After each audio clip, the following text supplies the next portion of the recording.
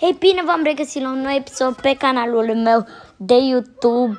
O să facem niște episoade astăzi, unele mai scurte, pentru că mi-am luat niște mănuși de jocuri. Din păcate nu pot să văd pentru că n-am ce-mi trebuie, chestiile care îmi trebuie.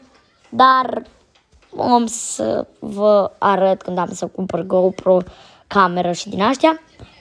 Dar haide să începem. Intrăm în stand-off. Eu acum îmi pun mănușile. Stați. Să mi le pun mănușile. Pentru că mănușile sunt foarte faine.